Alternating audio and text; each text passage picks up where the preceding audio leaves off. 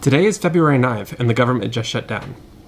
Today is still February 9th, and the government just reopened. Despite attempts by McConnell and the other Republicans to pass this bill on time, Rand Paul, the senator from Kentucky, was not having it. He said that Congress is having too much fiscal irresponsibility. He's tired of these deadlines creeping up, and they try to pass these bills at the last minute, and he wanted to basically filibuster to prove a point. And I admire Rand Paul. He's a constitutionalist. He has a lot of libertarian ideals and values, and I generally agree with him. I do not agree with him on this one case where he decided to filibuster, because I think it's embarrassing for the government to have two shutdowns in essentially the span of 3 weeks. I'm not sure if that's happened before, but I really hope it doesn't ever happen again, because it's kind of embarrassing that we can't keep our government open, even if it only shut down for about 8 hours today. I actually watched the Senate live cast last night, and I heard his speech. And his speech has a lot of good ideas in it. He basically talks about how during the Obama administration, Republicans were all about small government. They were about austerity. They wanted to reduce the budget. And now with this new bill, HR 1892, there's the continuing resolution that will go until March 23rd. So this will be the fifth continuing resolution. We haven't gotten the full year spending yet. But there's also a new defense appropriation in it that will allow for over $200 billion additional dollars. So basically, Rand Paul was upset that they added this in at the last minute. They cannot pass these bills prior to the deadline, at least weeks before the deadline, because the vote was last night. And why do you have to wait until literally the last night before the deadline to pass these legislation funding bills in? You don't have to. And that's one of the reasons he was upset. And so he filibustered last night. You can see on the Senate live cast, it's really cool when Mitch McConnell asks to basically vote in the bill, and Rand Paul says, "I object," and no one can do anything to stop him. It's one of those weird instances where one senator actually has a lot of power. And this wasn't the case a couple years ago when Rand Paul filibustered for 12 or so hours over some nomination or something. But he did give a good speech about being fiscally responsible. And I agree with him that we need to be more fiscally responsible in the Congress.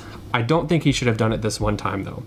But there's a lot of senators that had a lot of other things to say that I think take it way too far and definitely show the divide that exists between sort of the younger Republicans and the older Republicans. So let's listen to what they had to say. Senator Shelby, the Republican from Alabama: "I wonder about the end game of people who keep us here till 1 and achieve nothing." McCaskill, the Democrat from Missouri: "To me, it looked like he was clueless. I don't see any purpose." Thune, Republican from South Dakota: "It's a colossal waste of time. He never gets a result." Cornyn, Republican, Texas: "It's just grossly irresponsible. Why reward bad behavior?" And Inhofe, Republican from Oklahoma: "He wanted attention and he got attention. That's it." Now, if this doesn't show you that the Republicans have a completely different idea of what they're supposed to be doing in this administration versus the Obama administration, I don't know what to tell you. These Republicans, despite McCaskill, who's a Democrat, basically sounded like Democrats. They talked about how Rand Paul is being irresponsible by trying to promote responsibility. In what world does that make any sense? I think if you watch the recording, that should be available sometime soon on Senate.gov. You can see the webcast. You can see what Rand Paul had to say at 1 in the morning, and it makes a lot of sense. And the fact that there are Republicans who are trying to dog him for this, that just shows you how disconnected we all are. And that the Republicans are just another cog in the machine. They're going to try to get things done in bad ways. He talks about, why are we abandoning our principles now when we had principles during the Obama administration? So the government shutdown is over. So it really wasn't a big deal that Rand Paul filibustered and did this. It was only down for a few hours. But it's still sad that we had to have another shutdown in the span of 3 weeks.